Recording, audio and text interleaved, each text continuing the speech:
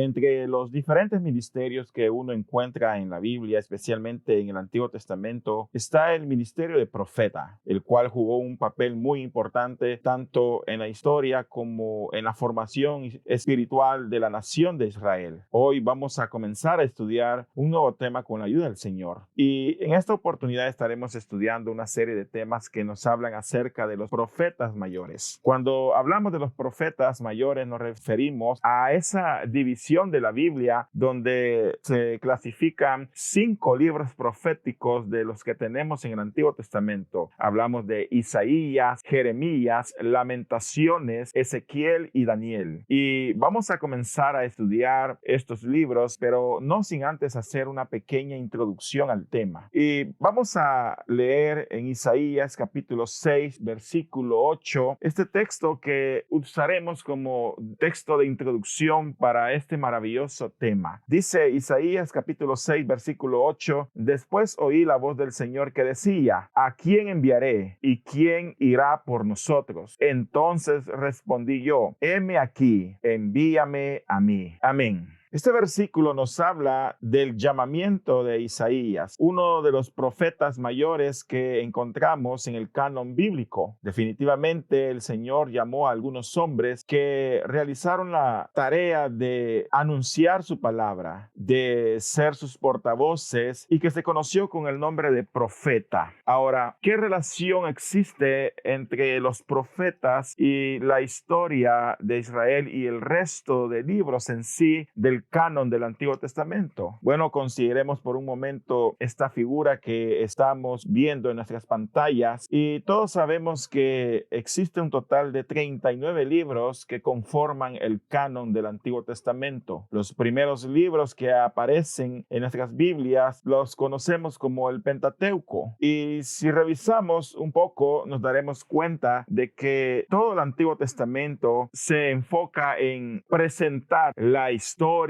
del pueblo de Israel. De esta forma tenemos el primer libro que aparece en la Biblia, que es Génesis. Génesis nos habla del origen de todas las cosas, el origen de la vida tal y como hoy la conocemos, la creación de los cielos y la tierra por parte de nuestro Dios, la creación del hombre, y podemos ver así como Dios se encarga de crear todas las cosas. Y en el libro de Génesis se nos presenta eso. Más adelante, a través de los primeros capítulos del libro de Génesis, vemos cómo el hombre toma la decisión de pecar, vemos la caída del hombre, vemos cómo el hombre comienza a vivir y formar las primeras civilizaciones, los primeros gobiernos, y cómo el hombre se pierde totalmente en su pecado, y como consecuencia Dios envía un diluvio donde decide salvar únicamente a Noé y su familia a través de un arca, y así la humanidad tiene un nuevo comienzo, un comienzo que al final no sabe aprovechar porque rápidamente también las naciones se apartan de él. Y de alguna manera el libro de Génesis en sus primeros 11 capítulos nos habla de todo eso. Luego en el capítulo número 2 encontramos el llamamiento de Abraham, y con eso inicia el origen de la nación de Israel, y a partir de ahí tenemos la historia de Abraham y del resto de patriarcas y cómo ellos terminan viviendo en Egipto, consecuencia de una terrible hambruna donde José era el gobernador de Egipto y manda a llamar a su padre de la tierra donde estaba y lo ubica en la tierra de Gosén en Egipto para que ellos tuviesen ahí el alimento necesario y no pereciesen en aquella hambruna que había venido a la tierra por 7 años. Así tenemos que el libro de Génesis termina e inicia un nuevo libro que conocemos como el libro de Éxodo, donde se nos habla de que este pueblo rápidamente creció. Los antiguos patriarcas murieron, murió José y el pueblo comenzó a multiplicarse en la tierra de Gosén, de tal manera que un faraón nuevo se levantó, un faraón que dice la Biblia que no conoció a José y por tanto tuvo miedo del pueblo de Israel al ver que estaba siendo multiplicado en gran manera, temió de que estos se uniesen con sus enemigos y por tanto los sometió a esclavitud. Así vemos cómo Dios levanta un liberador, un hombre que él llamó y que se conoció con el nombre nombre de Moisés. Y vemos a un Moisés que fue usado tremendamente por Dios, un Moisés que Dios usó en gran manera para poder liberar a su pueblo de la esclavitud en Egipto, y a través de grandes señales y portentos, a través de 10 señales, a través de 10 plagas, Dios azotó totalmente a la nación de Egipto de tal manera que estos no tuvieron otra opción que dejarlos ir. Vemos cómo Dios hizo que las aguas del Mar Rojo se separasen y que estos pasasen en seco hasta el otro extremo de la orilla. Y vemos también cómo los egipcios, al perseguirlos, terminaron muriendo ahogados porque las aguas se devolvieron y no hubo forma de que ellos pudiesen escapar de esta muerte segura. Así vemos que inicia el éxodo del pueblo de Israel a través del desierto de Sinaí. Finalmente llegan al monte Sinaí, donde se establecen por alrededor de 2 años, y es ahí donde Dios les da las leyes, les da el decálogo o los 10 mandamientos o las 10 palabras, como también se conocen, y le da a Israel otras leyes más. Ahí da instrucciones precisas en cuanto a la elaboración del tabernáculo de Dios, los utensilios, y ahí constituye a los sacerdotes que habrían de ministrar delante de Dios. Así vemos cómo el libro de Éxodo nos cuenta toda esta historia, y el libro de Éxodo se conecta con el libro de Números, ya que Números continúa la historia. Después de 2 años de estar en el monte Sinaí, Dios da la orden de que Israel levante sus campamentos y comience a avanzar, y llegan justo a Cades Barnea, justo para entrar y tomar posesión de la tierra prometida, la tierra que Dios había prometido a Abraham y a sus descendientes que se las entregaría. Finalmente, el momento de que Dios cumpliese sus promesas había llegado. Sin embargo, Israel se rebela en contra de Dios, ya que envía 12 espías a la tierra prometida, los cuales, aparte de traer grandes racimos de uvas y traer cosas que habían en la tierra, que Dios los iba a introducir, cosas buenas en gran manera, pero traen un mensaje negativo. 10 de ellos se atreven a hablar en contra de Dios y en contra de Moisés, diciendo de que ahí habían gentes muy grandes, personas de gran estatura, gigantes terribles con tremendas armaduras y carros de hierro, grandes ciudades fortificadas donde ellos apenas parecían como langostas que ellos podían pisar, de tal forma que ellos pensaron que Moisés los había engañado, haciéndolos llegar a una tierra solo para morir, y que quizás hubiese sido mejor haber quedado tendidos y muertos en el desierto. Ahí la congregación se rebela en contra de Moisés y Dios arde de ira, por tanto trae una terrible mortandad, donde los primeros en morir son los 10 espías que se rebelaron en contra de Dios, mas preserva la vida de Josué y Caleb, 2 de los espías que habían mantenido su integridad, su fe delante de Dios, pensando de que Dios tenía poder para introducirlos aún en una tierra de gigantes, aún en una tierra donde sus habitantes eran feroces guerreros con grandes armaduras, con grandes carruajes, con grandes fortificaciones, y aún vencer a los gigantes. Así que Dios castiga a este pueblo y los condena a vagar durante 40 años por todo el desierto. El resto del libro de Números nos habla de esa peregrinación que Israel hizo durante 40 años vagando en el desierto, y así poco a poco aquella generación que había visto las maravillas de Dios en Egipto, que había visto cómo Dios había abierto las aguas del Mar Rojo, aquella generación que había visto los grandes milagros de Dios, uno a uno comenzó a morir. De todo esto nos habla el libro de Números. Pero paralelo a estos libros están otros 2 libros que también forman parte del Pentateuco, que es el libro de Levíticos y Deuteronomio. En el caso específico de Levítico nos habla acerca de las leyes sacerdotales, nos explica de una mejor manera o de una manera más específica, más detallada acerca de las diferentes leyes rituales, acerca de las diferentes leyes civiles y leyes morales que Dios había establecido como mandamientos para Israel. Y en el caso del libro de Deuteronomio prácticamente es un resumen acerca de todo lo que había ocurrido, de cómo Dios había tratado con Israel, y al final termina con la introducción del pueblo de Israel a la tierra prometida, y cómo Moisés sube al monte Nebo, donde ve por última vez la tierra que Dios les había prometido, y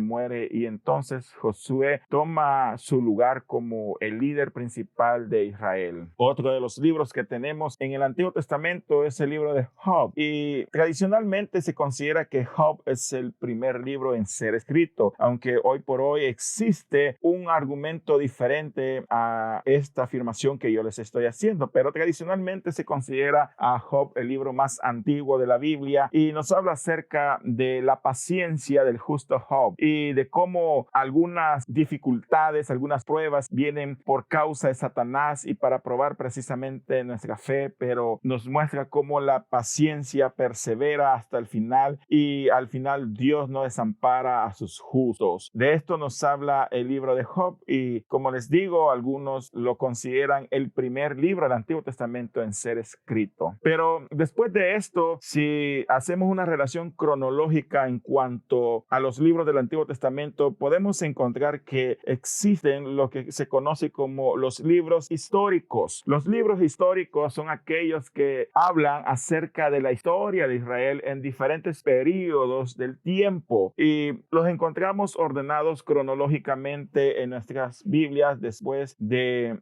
Pentateuco. Y el primer libro histórico que encontramos es el libro de Josué. El libro de Josué continúa la historia que se quedó allá en Deuteronomio, donde Moisés sube al monte Nebo y muere, y Josué es elegido como el sucesor de Moisés. Luego en el libro de Josué podemos encontrar cómo Dios realmente le confirma a Josué que él era el hombre que él había escogido para poder liderar al pueblo de Israel a través de la conquista de Canaán. El libro de Josué nos habla de cómo Israel conquistó la tierra de Canaán, cómo fue venciendo a las diferentes naciones que ahí existían y cómo fue tomando posesión poco a poco de las diferentes tierras. Nos habla de la repartición de las tierras entre las 12 tribus de Israel, y este es el contenido prácticamente que encontramos en el libro de Josué. Luego, después de Josué, encontramos el libro de Jueces. Jueces nos habla de un periodo de la historia muy duro para Israel, un periodo en la historia que se caracteriza por la decadencia espiritual. A la muerte de Josué, a la muerte de los ancianos que habían sido compañeros de Josué y que habían visto la gloria de Dios, a la muerte de todos estos hombres, una nueva generación se levanta, una generación que no conocía a Dios y por tanto cometió el pecado de apostasía, es decir, comenzaron a seguir dioses extraños, comenzaron a desobedecer a Dios e ir en pos de dioses extraños, y esto causó un disgusto terrible en Dios, por lo cual Dios levantó otras naciones que se encargaban de castigarlos, y cuando estos se veían afligidos por causa de la opresión de las naciones extranjeras, ellos venían y clamaban a Dios. Al clamar a Dios por misericordia, por auxilio, Dios se encargaba de levantar un hombre que se conocían con el nombre de juez. Un juez era un hombre que Dios levantaba en este periodo para liberarlos de la opresión de esa nación extranjera, y Dios usaba a este hombre para traer la libertad a ellos. Así ocurría la libertad de tal manera que durante el tiempo que el juez estaba vivo, Israel, o esa parte de Israel, era fiel a él, pero cuando el juez moría, a los pocos años, la nación volvía a perderse en pecados y se volvía a repetir el ciclo vicioso. Paralela al libro de Jueces podemos encontrar el libro de Ruth. Ruth es un libro corto que nos habla de cómo una decisión de una familia afectó en gran manera su futuro. Hablamos de la familia de Noemí. Ellos decidieron en tiempo de escasez huir de Belén e irse a vivir a tierra de Moab porque habían oído que ahí había suficiente pan, pero la decisión fue totalmente errada porque al mudarse e ir a tierra de Moab, todos murieron en esa tierra, murió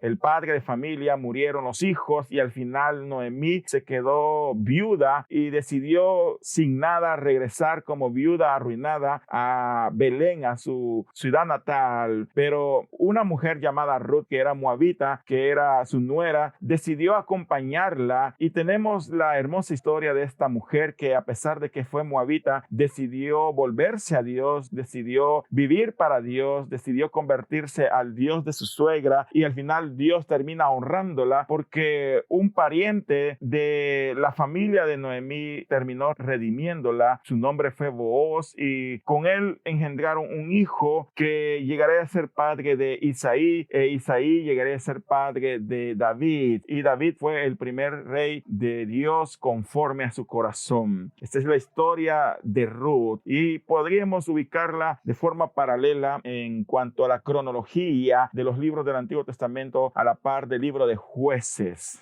Luego, después de Jueces, tenemos Primero y Segundo de Samuel. Y Primero y Segundo de Samuel nos narra el origen de la monarquía en Israel. Hasta el momento, si se dan cuenta, Israel no había tenido rey. Dios había levantado en determinado momento hombres que dirigían a Israel no al modo de un monarca o rey, sino que siendo guías espirituales y mostrándole a Israel el camino correcto para adorar a Dios. Sin embargo, en el libro de Samuel, especialmente en el primer libro de Samuel, podemos ver cómo el pueblo comienza a quejarse delante de Dios y se compara con el resto de naciones que tenían rey, mas ellos no tenían. Esto especialmente porque Samuel, el profeta que Dios había levantado, ya estaba viejo y sus hijos no andaban en buen camino, y al parecer pensaban que con la muerte de Samuel no habría nadie más que estuviese a la cabeza de ellos. Por eso ellos pedían un rey. Al final,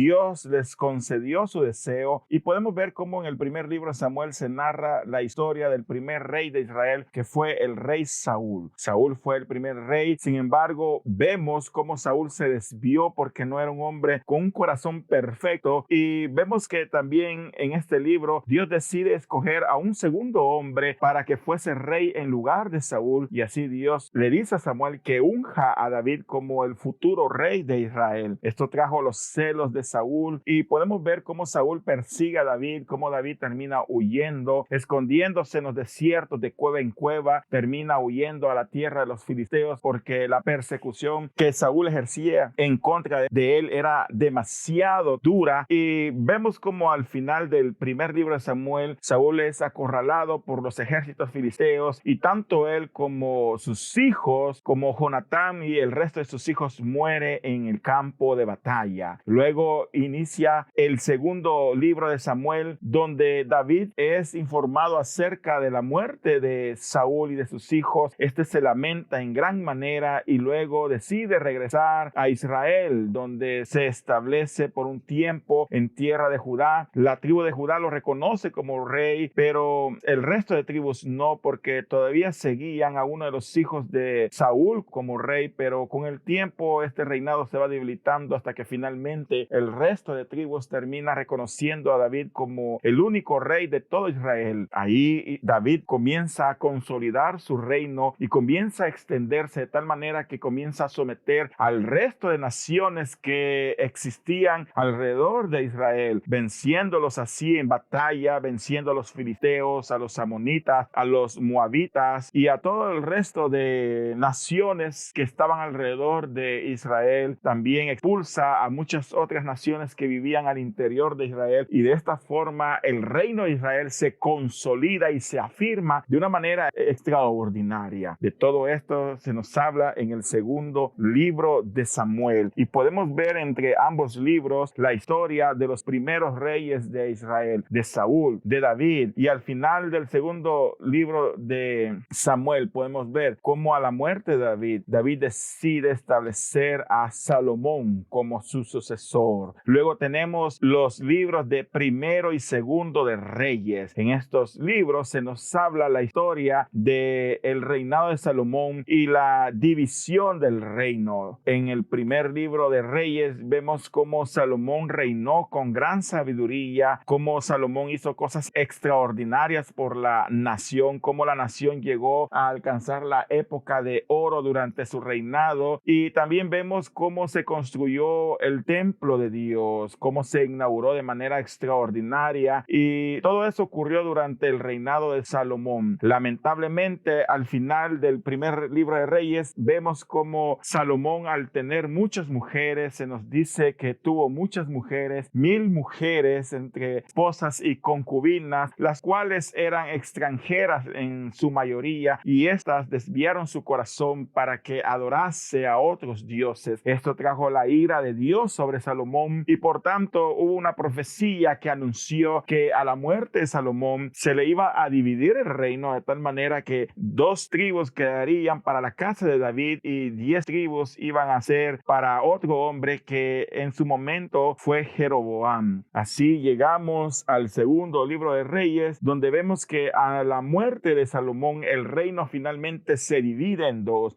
A partir de ese momento ocurre la división del reino, y en el sur tenemos el reino de Judá, cuya capital llegó a ser Jerusalén, pero al norte estaban las famosas 10 tribus, y se conoció este reino como el reino de Israel, el reino del norte, cuya capital principal llegó a ser Samaria. Así que todo esto lo podemos encontrar en el primero y segundo libro de Reyes, y podemos también encontrar de forma paralela otros libros que nos hablan también acerca de algunas obras de sabiduría que se crearon durante este periodo. Por ejemplo, tenemos el libro de los Salmos, y el libro de los Salmos fue escrito en su mayoría por David, pero también tenemos salmos de otros hombres que sus cánticos y sus poemas quedaron plasmados en el libro de los Salmos que hoy por hoy tenemos en la Biblia. También tenemos otros libros de sabiduría que fueron escritos por el rey Salomón, como Proverbios, Eclesiastés y Cantares. Todos estos libros, junto con el libro de Job, del cual ya hablamos, se conocen como libros poéticos o sapiensales, porque hay sabiduría, expresan sabiduría para aquellos que los leen. Así que si pudiésemos resumir todo esto que hemos dicho en cuanto a estos 4 libros históricos que son primero y segundo de Samuel, primero y segundo de Reyes, podemos decir que estos libros históricos nos hablan de la historia de la monarquía de Israel, la historia de los reyes de Israel, especialmente los últimos libros que hemos mencionado, los libros primero y segundo de Reyes, nos hablan de la monarquía de aquellos reyes que vivieron en Israel, de los cuales algunos fueron buenos, otros malos. En el caso de Judá, el reino del sur tuvo buenos reyes, pero también tuvo reyes malos. Y en el caso del reino del norte, lamentablemente podemos decir que todos los reyes fueron malos. Quizás el único caso que trató de hacer la voluntad de Dios fue Jehú, aquel al cual Dios llamó por medio de Elías para que exterminase a la descendencia de Acab y destruyese o matase a Jezabel. Pero es triste ver cómo estos libros nos hablan acerca de la decadencia espiritual de la nación durante el reinado de estos hombres, porque en el caso del norte, sus muchos pecados trajo como consecuencia el juicio de Dios que terminó en el exilio total de la nación. Al final, la nación de Asiria conquistó el reino del norte y destruyó Samaria, y todos los israelitas, los que quedaron después de la conquista, fueron deportados a Babilonia. Luego, con el tiempo, cayó la nación de Judá, sus muros fueron destruidos, su templo fue consumado por el fuego, y los que quedaron vivos fueron deportados a Babilonia cuando el rey Nabucodonosor conquistó la nación. Ahora, paralelos a estos libros históricos de primero y segundo de Samuel y primero y segundo de Reyes, tenemos los libros de Crónicas. Crónicas son 2 libros, primero y segundo de Crónicas son 2 volúmenes que nos hablan también de la monarquía, pero desde la perspectiva del reino del sur. El primer libro de Crónicas prácticamente se enfoca desde el principio en hablarnos acerca del origen de las cosas, de las genealogías, desde Adán hasta Abraham, y de Abraham corre la línea de descendencia hasta llegar al rey Saúl. Luego se menciona la genealogía del rey David, y así se hace énfasis a partir de ahí a la descendencia de David y cómo sus hijos reinaron sobre Israel. De alguna forma es una repetición, podríamos decirlo, de algunos acontecimientos que están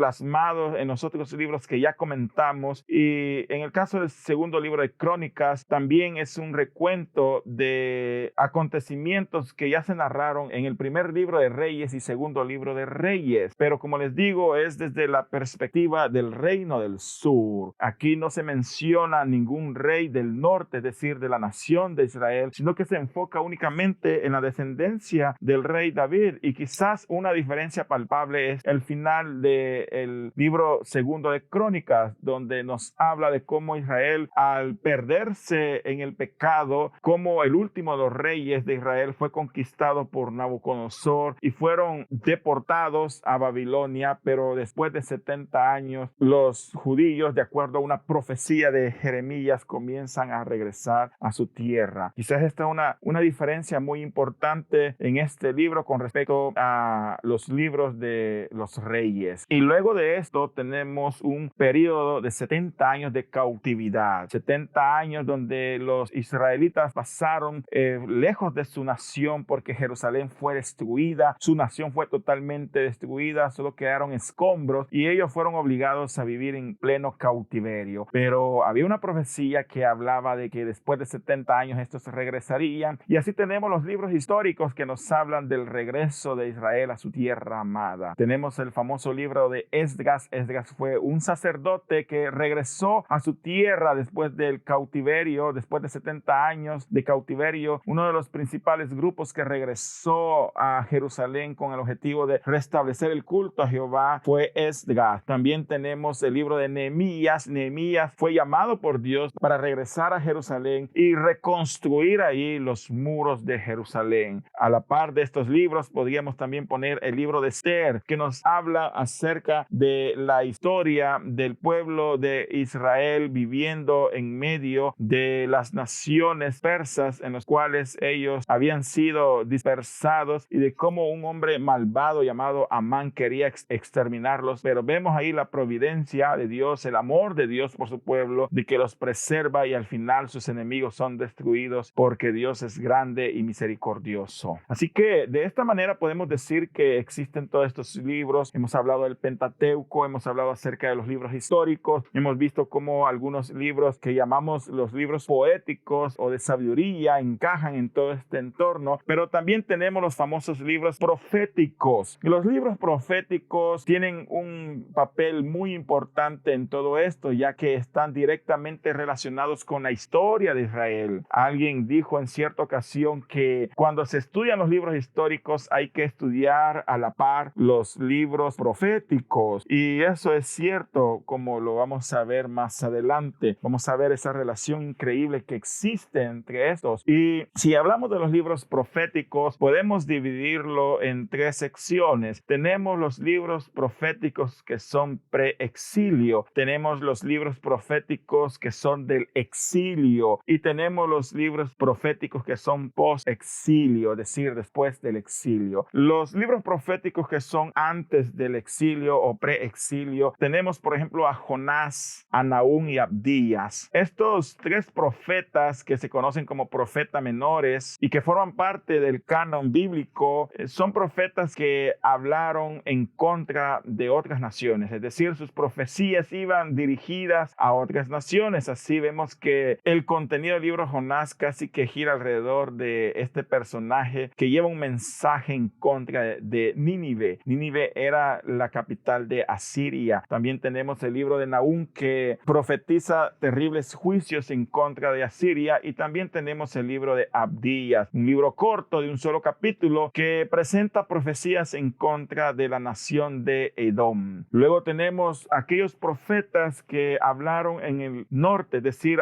aquellos profetas que hablaron al reino del norte. Así tenemos a Amós y Oseas, pero también tenemos los profetas que hablaron al reino del sur, aquellos cuyo ministerio se desenvolvió en el reino del sur. Tenemos a Joel, Miqueas, Isaías, Sofonías, Habacuc y Jeremías. Y para finalizar, ya casi después de la destrucción del templo, tenemos el libro de Lamentaciones. Luego tenemos los profetas del exilio, como son Daniel y Ezequiel, y también tenemos los profetas que ejercieron un ministerio después del exilio, como son Ageo, Zacarías y Malaquías. Así que de esta forma vemos cómo los libros proféticos históricos se relacionan en gran manera con los libros históricos del Antiguo Testamento y en general todo el Antiguo Testamento, si se dan cuenta, es una cronología de la historia de Israel. Los libros del Antiguo Testamento nos hablan de la historia de la nación de Israel. Solo Génesis, los primeros 11 capítulos, nos habla de el inicio de todas las cosas como un preludio, pero a partir del capítulo 12 del libro de Génesis, todo gira alrededor de la historia de Israel. Ahora, en medio de todo esto surgió un ministerio muy importante que fue el ministerio de profeta. En el Antiguo Testamento encontramos algunos ministerios que Dios otorgó. Entre ellos estaba el sacerdote. Un sacerdote era un ministro que intercedía entre los hombres y Dios. También vemos el caso de los jueces, que eran hombres levantados antes del tiempo de los reyes para traer libertad a los pueblos que los oprimían. También tenemos el caso de los reyes que de alguna manera fueron levantados por Dios y eran monarcas que tenían que gobernar bajo la voluntad de Dios, guiar a su pueblo por el camino de Dios. Pero también teníamos a los profetas. El profeta era un ministro que comunicaba el mensaje de Dios a los hombres, y el ministerio de profeta en Israel era muy diferente al oficio de adivinador o encantador que las naciones paganas tenían, porque no encontramos en ninguna parte de la historia un oficio parecido al del profeta que se ejerció en el Antiguo Testamento. Encontramos el oficio de adivinadores o encantadores o brujos, pero en ninguna manera se comparan al ministerio de profeta que encontramos en nuestras Biblias. Ahora, si consideramos el significado de la palabra profeta, podemos ir a el origen etimológico de la palabra. La palabra profeta a veces se traduce en el Antiguo Testamento de la palabra Naví, y Naví significa el que habla en lugar de Dios. También a veces se utiliza la palabra vidente, que viene del griego roe, y lo que significa es alguien que tiene visiones de parte de Dios. Allá en el primer libro de Samuel, capítulo 9, versículo 9, dice: porque el que hoy se llama profeta, entonces se le llamaba vidente. Vemos que antes en Israel se acostumbraba a llamársele vidente al profeta de Dios. También el profeta era un espectador de visiones, es decir, algunos de ellos tuvieron visiones de parte de Dios. Y la palabra que se utiliza en el hebreo para hacer referencia a esto es chosé. Y allá en el segundo libro de Samuel, capítulo 24, versículo 11, se nos dice: y por la mañana, cuando David se hubo levantado, vino palabra de Jehová al profeta Gad, vidente de David. Si nos damos cuenta, esa palabra vidente viene de chosé, que hace referencia a un hombre que solía recibir visiones de parte de Dios. Ahora, si queremos entonces definir qué es un profeta, podemos decir que un profeta es un hombre que habla a los hombres en el nombre de Dios el mensaje que ha recibido de Dios. La profecía es la declaración y la ilustración de los principios del gobierno divino, ya sea en el pasado, presente o futuro. Los profetas eran mensajeros llamados e inspirados por Dios. Por eso allá en 2 de Pedro capítulo 1 versículo 21 dice: los santos hombres de Dios hablaron siendo inspirados por el Espíritu Santo. Ahora, ¿en qué consistía el trabajo de un profeta? Bueno, su trabajo consistía en llamar a la gente de vuelta a Dios, a la verdad de Dios. En eso consistía el ministerio del profeta, en hacer volver a Israel de sus pecados, en advertirle de las consecuencias de sus acciones, y hacían un llamado al arrepentimiento. A veces se trataba de un mensaje del plan de Dios para el futuro, de su reino o acontecimientos que se cumplirían en el futuro. Algunos profetas también proclamaron juicios venideros sobre algunas naciones, y algunos profetas hablaron acerca de la promesa de Dios, de la redención eterna que vendría por medio del famoso Mesías. Este era prácticamente el mensaje que el profeta traía al pueblo de Dios. Y es importante considerar que el profeta no solo se encargaba de transmitir un mensaje que hablaba acerca del futuro, sino que también traía un mensaje de acuerdo a la situación política y social de la nación. No necesariamente eran anuncios que hablaban acerca del futuro, aunque algunos sí lo fueron, pero por lo general eran mensajes que Dios les había dado para amonestar a Israel en cuanto a su pecado y exhortarlos a volverse a Dios. Ahora, en la Biblia encontramos advertencias en cuanto a los falsos profetas y cómo Israel podía ser para identificarlos. Bueno, en primer lugar, las profecías del profeta tenían que cumplirse para considerarse verdaderas. Allá en Deuteronomio capítulo 18, versículo 21 al 22 dice: y si dijeres en tu corazón, ¿cómo conoceremos la palabra que Jehová nos ha hablado? Si el profeta hablare en el nombre de Jehová y no se cumpliere lo que dijo, ni aconteciere, es palabra que Jehová no ha hablado. Con presunción habló tal profeta. No tengas temor de él. Aquí el Señor le enseñaba a Israel cómo identificar a un falso profeta, y es a través del cumplimiento de sus profecías. Aparte de eso, un falso profeta anunciaba un mensaje antibíblico que los alejaba de Dios. Allá en Deuteronomio capítulo 13, versículo 1 al 2 y versículo 5 dice: cuando se levantara en medio de ti profeta o soñador de sueños y te anunciare señal o prodigio, y si se cumpliese la señal o prodigio que él te anunció diciendo: vamos en pos de dioses ajenos que no conociste y sirvámosles, no darás oído a las palabras del tal profeta, ni a tal soñador de sueños. Tal profeta o soñador de sueños ha de ser muerto. Aquí hay una parte muy importante para reconocer a los falsos profetas, y es por su doctrina. Si nos damos cuenta, lo que el Señor está diciendo en este pasaje es que lo que nos tiene que guiar, o lo que tenía que guiar a Israel para reconocer a un verdadero profeta, no eran tanto las señales o los milagros que él hacía, sino que era su doctrina. Y si su doctrina estaba en contra de lo que la palabra de Dios enseñaba, el tal era un profeta falso, y Dios les ordenaba a Israel a los tales matar. Aparte de eso, también vemos cómo los falsos profetas engañaron con mensajes que endulzaban el oído de Israel. Allá en Jeremías 23, 31 al 32 dice: dice Jehová, he aquí que yo estoy contra los profetas que endulzan sus lenguas y dicen: él ha dicho. He aquí, dice Jehová, yo estoy contra los que profetizan sueños mentirosos y los cuentan y hacen errar a mi pueblo con sus mentiras y con sus lisonjas, y yo no los envié ni les mandé, y ningún provecho hicieron a este pueblo, dice el Señor. Ahí vemos cómo estos profetas endulzaban los oídos de Israel, y es una habilidad que hoy por hoy estos falsos profetas o falsos maestros en la actualidad tienen para endulzar los oídos de las personas e introducir sus herejías. También Jesús advirtió del peligro de los falsos profetas. Él dijo: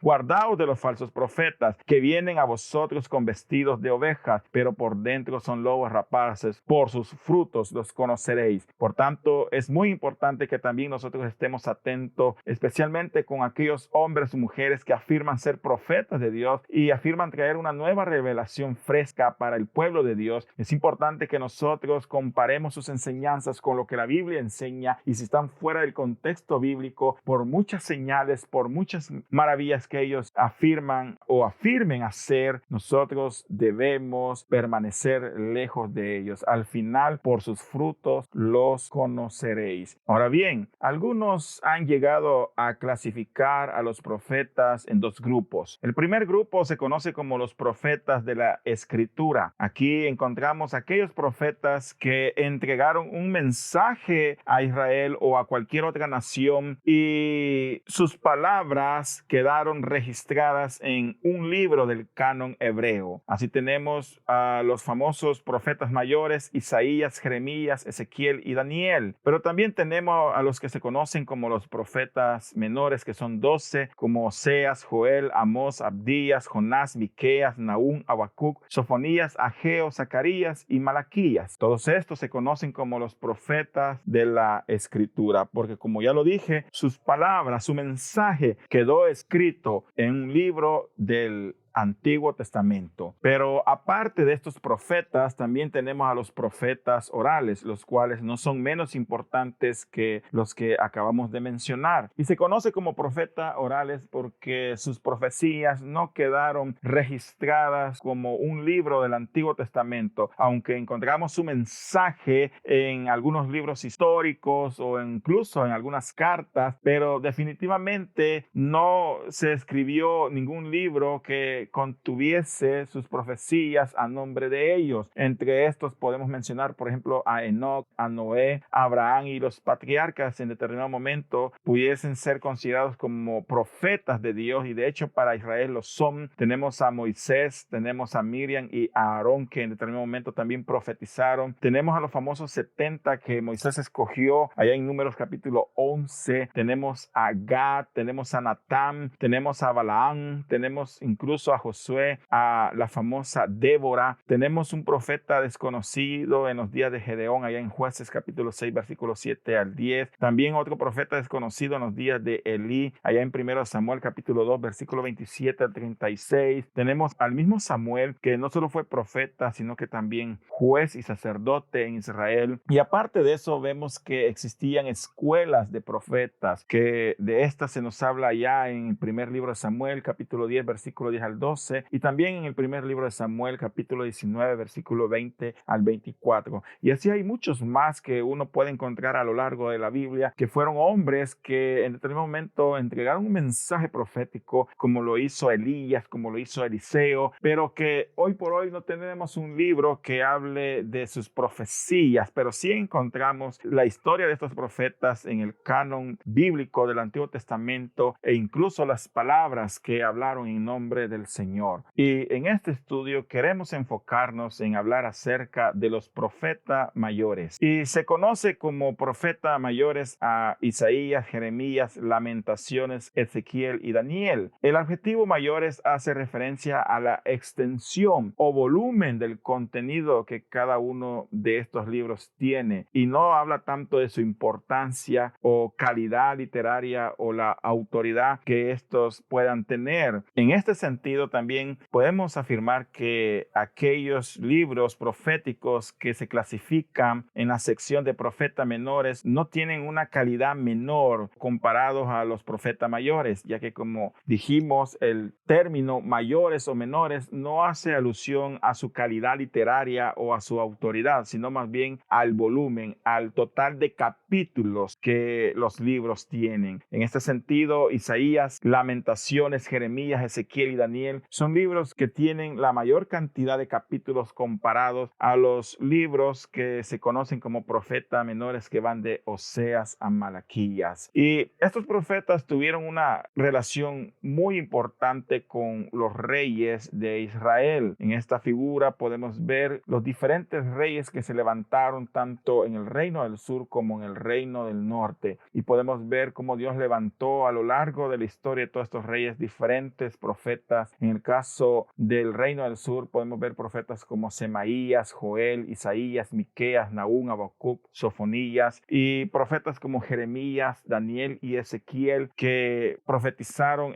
durante el tiempo del exilio. Y después del exilio incluso tenemos hombres como Ageo, Zacarías y Malaquías, que Dios levantó para ejercer un ministerio profético. Además de esto, también tenemos hombres que Dios levantó con el ministerio profético en el reino del norte, hombres que hablaron a los reyes que reinaron o gobernaron el reino del norte, hombres como Ahías, Elías, Miqueas, Eliseo, Jonás, Amós y Oseas. Todos estos ejercieron un ministerio muy importante en cada uno de los reinos y hablaron de acuerdo a la voluntad de Dios. Y en este estudio nos vamos a enfocar en lo que se conocen como los profetas mayores, es decir, Isaías, Jeremías, Lamentaciones, Ezequiel y Daniel. Y estaremos estudiando cada uno de estos libros con ayuda del Espíritu Santo, todo con el objetivo de conocer más de Dios, entender más de su contenido y poder ser edificados y poner por obra todo lo que aprendamos en estos maravillosos libros que Dios nos ha regalado. Pero por hoy vamos a finalizar, vamos a orar, vamos a darle gracias a Dios porque Él nos ha dado esta oportunidad de haber estudiado este tema tan importante, este tema muy interesante, y con ayuda del Señor continuaremos en la próxima oportunidad. Así que oremos. Padre, Padre amado que estás en los cielos, gracias te damos, Señor, por tu palabra, por este estudio que nos has permitido tener, Señor. Te pedimos en el nombre de Jesús que nos ayude, Señor, dándonos sabiduría para poder comprender de manera correcta estos temas, que sean temas que nos edifiquen, que nos ayuden, Señor, para que podamos aprender en ellos principios espirituales que nos ayuden a ser mejores cristianos. Bendícenos, Señor, y ayúdanos para poder hacer siempre tu voluntad, para poder agradarte en todo. En el nombre de Jesús te lo pedimos, bendito Señor. Gracias, eterno y maravilloso Señor. Amén y amén.